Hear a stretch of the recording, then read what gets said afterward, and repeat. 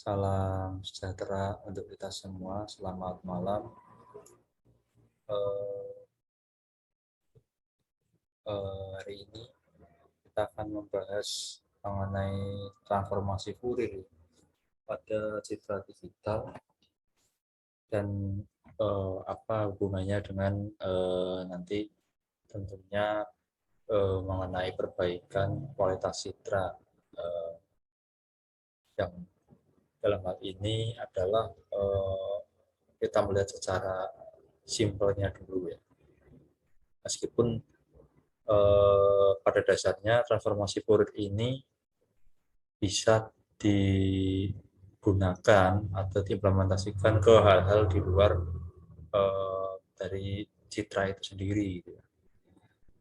Oke ya, ini ada alamat source link yang kita bisa salah satu ya untuk rujukan dalam pemahaman apa itu transformasi Fourier. Nah,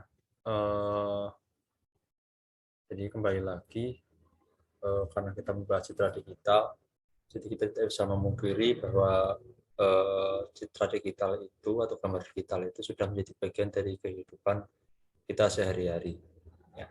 Entah di handphone, ya, atau smartphone, atau laptop, atau PC. Jadi kita mungkin sekarang ini lebih banyak melihat citra yang bentuknya digital, ya. Nah, kemudian efeknya apa? Nah, di dalam ranah pengolahan citra digital sendiri, jadi itu menjadi semakin penting akhir-akhir ini.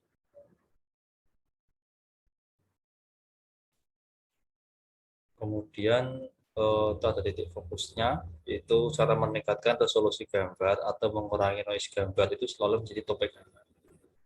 Artinya penelitian-penelitian mengenai hal tersebut itu masih menjadi tren seperti itu. Kemudian transformasi Fourier ini juga dapat membantu kita ya, yang nantinya mengubah informasi gambar ya atau pixel ya itu menjadi frekuensi dan melakukan proses lebih lanjut dari hasil transformasi tersebut. Oke, jadi kurang lebih seperti itu. Selanjutnya, nah untuk konsepnya itu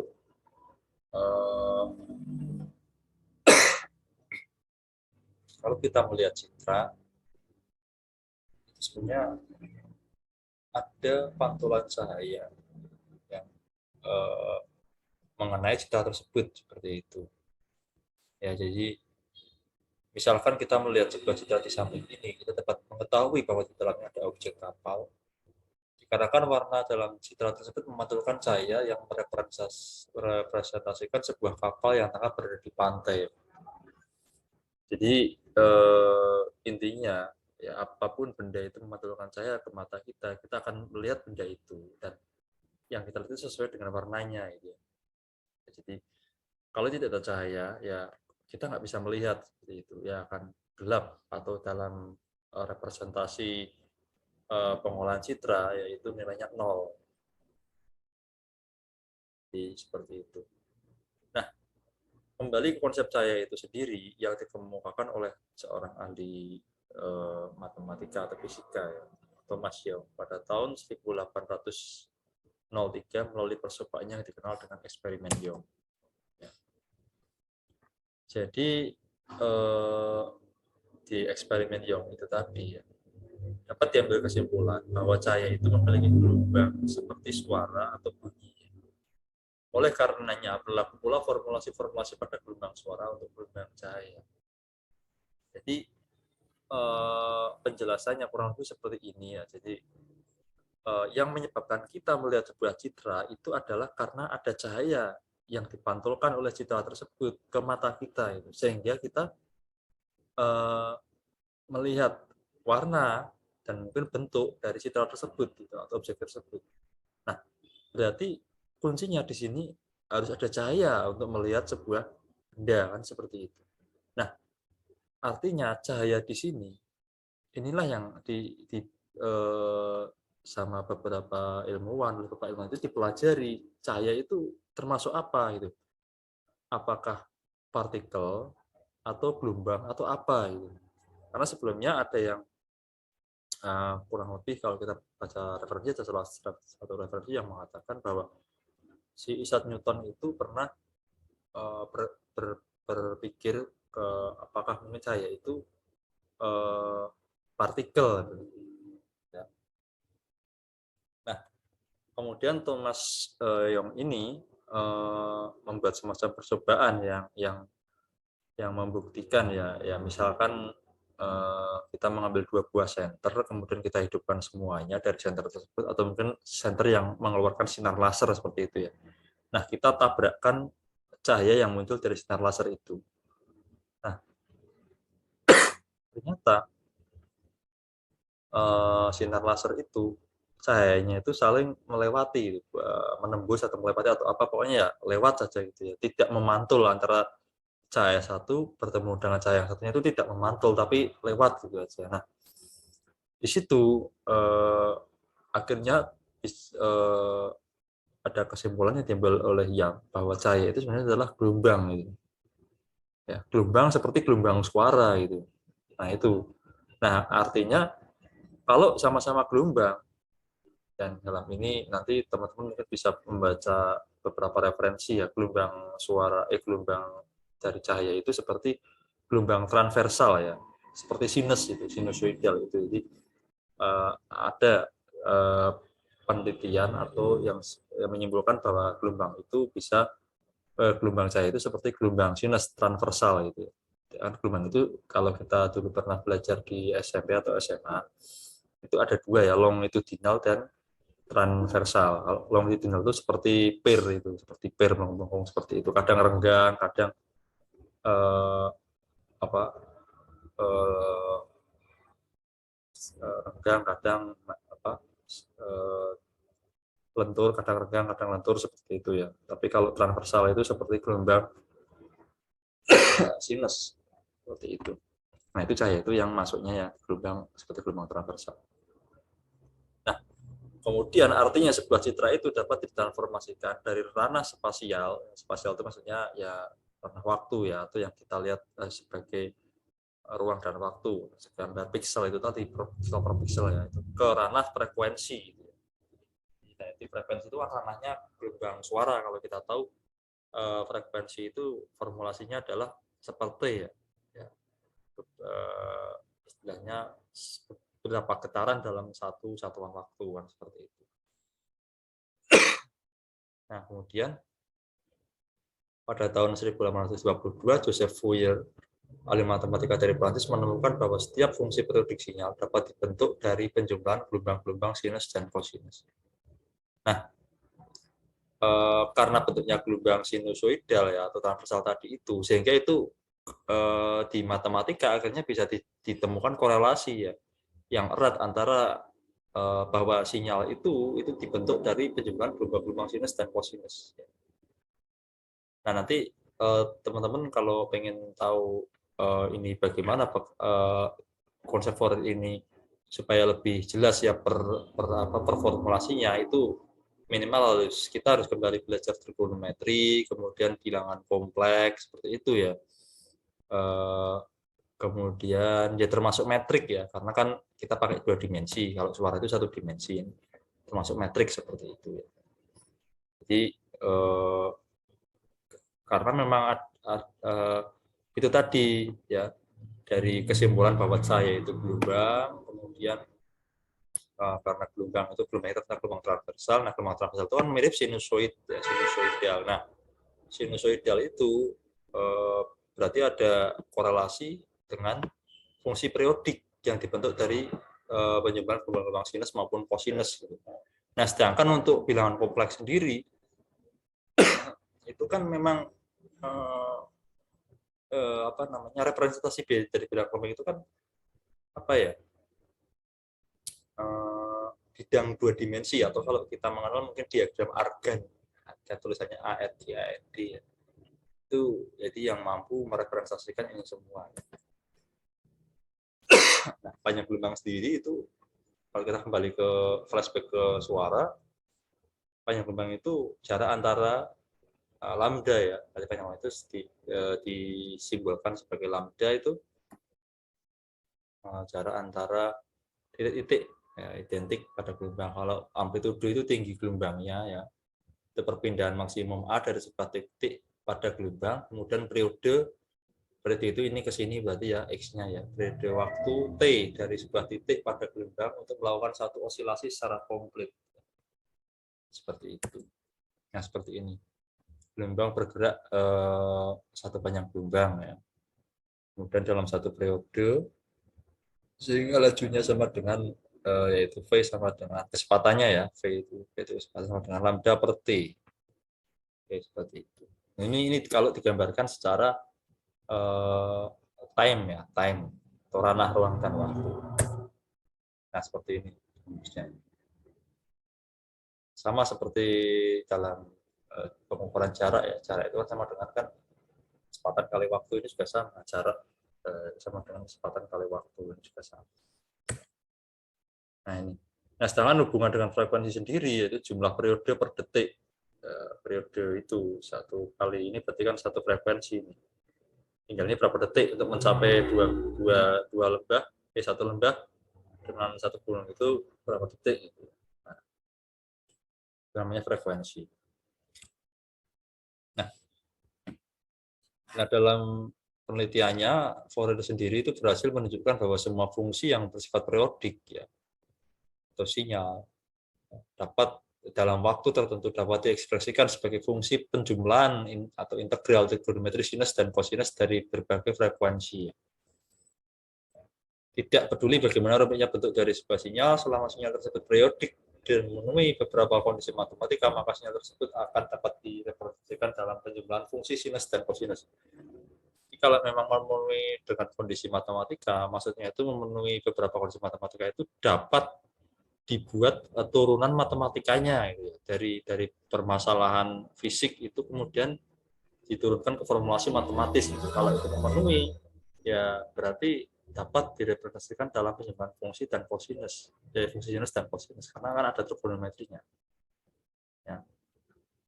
Nah, ini ada hubungannya dengan Dirac-Tyler ya, yang mungkin di metode numerik sudah kita pelajari bareng. Dirac-Tyler, kemudian Dirac-Newton seperti itu ya. Kemudian ini juga ada hubungannya dengan notasi Euler ya, yang E itu sama dengan 2,7 sekian sekian sekian sekian terus sampai mendekati tak terhingga ya. Itu ada karena nanti ketika berbicara dengan persamaan sinus dan kosinus itu bisa dimasukkan menjadi sebuah bilangan apa namanya, bagian dari notasi Euler. Notasi Euler itu sendiri gitu, ada hubungannya. Seperti itu. Nah, seperti ini ya. Nah, ini ada linknya juga bisa kita pelajari. Nah, perspektifnya itu Fourier ini adalah cara yang ampuh untuk melihat data dari perspektif yang sama sekali berbeda. Dari domain waktu ke domain frekuensi. Tapi operasi yang kuat ini terlihat menakutkan ya dengan persamaan matematikanya. Ya kita kalau lihat seperti ini itu memang agak ya terpisah sendiri ya, karena memang ini matematika sekali gitu, bahkan matematika fisika gitu ya. Jadi kalau kurang lebih untuk menerjemahkan ini itu ya secara global saja bahwa ini tuh hasil penjumlahan ya keseluruhan dari gelombang-gelombang ya. Ini kan ini mengubah ya, ini mengubah rumus ya, ini formulasi yang mengubah dari ranah spasial atau ranah ruang dan waktu menjadi ranah frekuensi. Jadi formulasinya seperti ini. Seperti itu. Nah, N ini kan formulasi aslinya enggak seperti ini. Ini ada N-1 ini karena dianggapnya yang bisa diolah dengan apa namanya, dengan tidak banyak apa namanya, tidak banyak formulasi atau tingkat kompleksitas yang rendah itu yang diskrit gitu ya. Karena kalau kita ya kita secara kasat mata aja ya, kalau kalau misalkan itu tidak diskrit, misalkan ini continue ya, continue. Kalau misalkan sinus itu kita buat continue, itu kan mirip seperti maaf,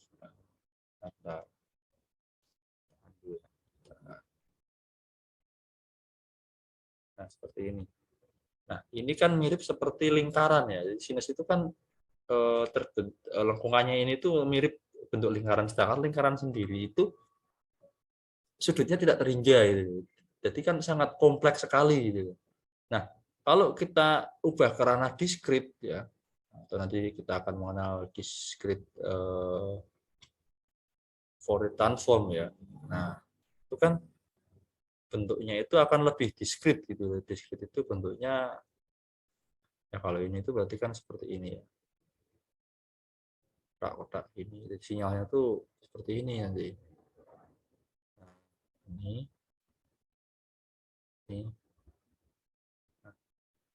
Nah, ini kan kalau ini kan sudutnya lebih jelas gitu ya. Jadi di sini kan sudutnya lebih jelas. Jadi kestabilannya, tingkat kestabilannya juga lebih jelas ya. Karena kalau kita lihat di ini kan rata ya. Ini rata ini rata. Kalau ini kan masih melengkung. Jadi melengkungannya itu karena continue ini kita nggak tahu sudutnya yang kita ambil bagaimana. Kalau ini kan bisa kita ambil ada sudut di sini, ada sudut di sini. Ya. Jadi ada sudut di sini. Jadi ini kalau kita mau menggambarkan yang seperti ini itu bisa dibuat seperti diskrit ya atau putus-putus. Putus. Biasanya kalau digambar di kurva itu ini aja biasanya garis ininya aja sih satu, kemudian dua, ini. Nah, titik-titik ini aja yang digambarkan secara terputus gitu ya. Nah, sebentar. Biasanya kalau kita lihat di buku referensi itu nah, seperti ini biasanya artinya itu dikasih titik-titik ini ya. Titik-titik ini nanti yang disebut dengan N itu. Nah, ini seperti ini. Nah, ini ada Euler di sini ya.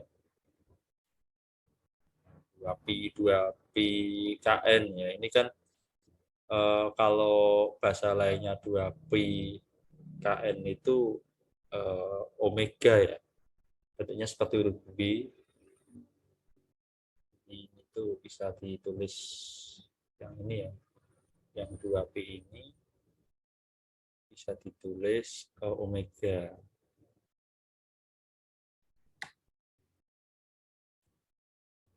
Sulit kalau nulisnya seperti ini. Nah, tekanan space seperti inilah. Nah, kadang ada beberapa referensi itu ya, jadi XK sama dengan N-1 adalah sigma dari N semua dari 0 ya, XN itu sinyalnya. Jadi nanti yang diketahui di sini itu X-nya berapa, X-nya 2 ya, berarti di sini 2 kan, jadi masukkan ke sini. minus 1 omega N per N besar. Jadi ini itu jumlah sinyalnya, ini sinyal, kalau N kecil itu sinyal keberapa. Ada 3, berarti bisa ada 3 sinyal di sini. Ya, seperti itu. Oke, kita lanjutkan lagi ya. Kita tidak akan terlalu membahas ke formulasi karena ini memang kalau kita bahas formulasi nanti kembali ke dasar lagi ya. Jadi agak panjang jadinya ya. Berikutnya, nah ilustrasinya itu gambar di bawah ini adalah gambar yang bagus untuk mengilustrasikan transformasi Fourier, menguraikan gelombang kompleks jadi sinyal sinusoid biasa. Jadi ini jadi gelombangnya itu misalnya seperti ini, semua ini ya. Nah, ini gelombang aslinya. Yang di sini adalah ini ranah ruang dan waktu ya, yang ini ya, mulai dari sini sampai ke sana. Ya. Yang sebelah sini ini adalah ranah frekuensi, coba kita lihat. Nah ini kan diskrit ini, seperti tadi ya. Hanya yang ditulis hanya titik-titik tertentu saja. Nah ini kan seperti ini kan diskrit ini. Jadi penggambarannya seperti itu. Kalau bisa, nah ini mungkin animasi ini bisa menolong kita untuk memahami ya. Nah seperti ini ya. Nah, itu kan gabungan dari banyak gelombang. Nah, bisa diuraikan dengan formulasi ini. Nah, kemudian di banyak gelombang tadi dipecah itu ya. Nah, dipecah dijadikan satu ranah frekuensi. Jadi tinggal kita mau filter yang mana, apakah sebelah ini ya ini high pass, berarti ya ini kan ini, kalau ini yang low pass, tinggal nanti yang mau difilter yang mana yang mau kita buang untuk misalkan memperbaiki kualitas citranya itu gitu ya. Seperti itu. Oke ya. Ini kita bisa lihat. Nah, kemudian ini setelah kita lakukan filter ya, entah low pass atau high pass, nah, kita dapat dengan mudah memanipulasi data dalam domain frekuensi, misalnya menghilangkan gelombang noise ya. Nah, ini yang biasanya yang frekuensinya agak anomali itu kan yang noise ya. Setelah itu kita dapat menggunakan persamaan inverse ini untuk mengembalikan ini ya. Jadi setelah dirubah ke ranah frekuensi dari ranah ruang dan waktu itu, nanti kan kita manipulasi atau kita buang gelombang noise-nya misalkan di ranah frekuensi itu. Nah, kemudian setelah jadi dari domain frekuensi tadi untuk melihat kembali hasilnya itu dikembalikan ke domain waktu lagi gitu loh, dengan menggunakan formulasi inverse. Nah, ini inverse-nya seperti n ini inverse. Ini kan konversi ya, konversi dari apa namanya? Yang ini kan konversi dari domain spasial atau domain waktu ke domain frekuensi. Kalau ini kebalikannya dari domain frekuensi ke domain waktu. Karena memang harus dirubah lagi ya supaya bisa apa namanya bisa kita lihat perbedaannya. Nah, ini kita untuk contoh yang satu dimensi itu kita membuat sinyal lanjutan ya. Ini ada prakteknya pakai Python ya. Tapi kita lihat visualnya dulu ya. Jadi ini ada contoh sinyal yang terdapat noise-nya di bagian yang berwarna merah ini noise, yang sinyal aslinya itu biru, yang clean-nya ya, clean itu yang biru ini. Jadi kalau kita lihat di sini aja ini ada yang anomali sampai sini ya. Ini time ya, waktunya sekitar 1 detik, kemungkinan ya tinggi gelombangnya itu sampai 7,5 ya. Ini mungkin yang kelihatan tinggi-tinggi ini akan dikumpulkan jadi satu, dianggap satu noise gitu ya. Kita pakai threshold-nya berapa. Nah, kita rubah ke ranah frekuensi. Nah, ranah frekuensi bisa kita lihat bagian yang teridentifikasi sebagai noise dia jauh lebih tinggi dari frekuensi yang lainnya. Kayak anomali seperti ini kan jelas tinggi. Yang lain kan ya tidak sampai 200 lah ya. Ini ada satu cuman nggak terlalu. Ini kan yang kelihatan sangat itu kan ini. Nah, kemungkinan ini adalah kumpulan beberapa sinyal tadi itu. Nah, ini yang tinggi-tinggi ini. Nah, itu cuma jadikan satu di sini ya. Nah, nanti yang akan kita fokuskan, kita akan sorot di sini dan ini kita akan hilangkan gitu, di high pass filter. Nah, setelah dibersihkan dari noise, jadi seperti ini. Nah, kan sudah rata ya. Dan dikembalikan ke fungsi waktu. Ini sudah dibebaskan. Ini transformasi Fourier satu dimensi ya. Nah, bagaimana dengan pada citra ini kan pada sinyal ya, satu dimensi. Nah, ini kalau ada lagi ilustrasinya ya dari bukunya Gonzales dan Wood, jadi seperti ini. Jadi ini noisy signal ya, kemudian di frekuensi, kemudian yang seperti ini yang kecil-kecil ini, oh ini berarti low pass filternya, yang dihilangkan low-nya. Ya, mungkin yang terbanyak high-nya adalah low-nya ini yang rendah ini dihapus, jadi hampir mulus seperti ini, rata. Dari bukunya Prof. Bibis ya, bisa di searching di internet ya. Oke, berikutnya, nah manfaatnya salah satunya itu yaitu lebih mudah ya menghilangkan frekuensi yang tidak diinginkan dalam ranah frekuensi. kemudian lebih cepat melakukan operasi tertentu dalam ranah frekuensi daripada dalam ranah spasial. Nah, memang sih kalau kita bandingkan dengan konvolusi, misalkan konvolusi itu semakin banyak hidden layer-nya ya, atau apa namanya, pixelnya itu semakin besar ya, semakin agak lama ya, jadi semakin lama lah. Karena memang pixel per pixel. Kalau ini kan kita masukkan ke ranah frekuensi, jadi yang apa namanya, yang kelihatan anomali bisa kita filter seperti itu. Nah, ini ranah waktu fxy ya, kan kayak konvolusi ya, di h x y ya, kemudian dimasukkan ke ranah frekuensi. Nah, seperti inilah diagramnya ya, time domain Fourier, time domain ke Fourier ya, karena alasannya convolution itu sangat sulit untuk dikomputasikan. Ini masuk ke sini ya, kalau sini ke sini berarti konvolusi ya, seperti yang di pembahasan sebelumnya. Kalau sini ke bawah itu berarti ada perubahan ranah waktu ke ranah frekuensi. Transform, kemudian ini multiplication ya, fast to compute ya. Jadi menurut ini ya, Sandy Pandey di bukunya Image Processing with Python itu, konvolusi itu lebih lambat itu, atau lebih sulit untuk dikomputasikan ya. Nah, kalau ini lebih cepat untuk dilakukan komputasi. Setelah jadi, dikembalikan lagi ke ranah waktu.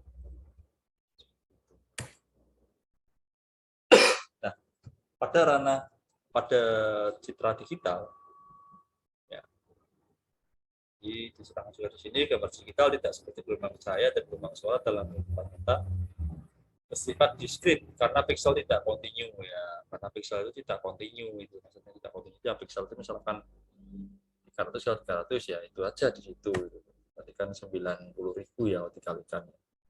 Itu berarti kita harus menerapkan transformasi Fourier discrete ya, discrete ya, jadi itu kita lihat bareng-bareng sebuah transformasi discrete alih-alih transformasi Fourier. Namun proses DFT seringkali terlalu lambat, misalnya jika DFT ya, seringkali terlalu lambat untuk menjadi praktis. Itulah alasannya mengapa pilihannya ada pada fast Fourier transform untuk melakukan pengolahan citra digital. Jadi DFT sendiri itu walaupun lebih cepat dari konvolusi biasa, tapi terlalu lambat menjadi praktis. Ada aktif formulasi yaitu fast Fourier transform seperti ini ya. Sama sih sebenarnya seperti transformasi Fourier pada ranah 1 di dimensi 1D ya. Cuman di sininya ada M dan N, karena kan 2 dimensi gambar itu kan ada X sama Y ya, horizontal sama vertikal. Mungkin M itu horizontalnya, N itu adalah vertikalnya. Yang lainnya sama tuh, M tinggi citra, N lebar citra, jumlah baris, dan N jumlah kolom.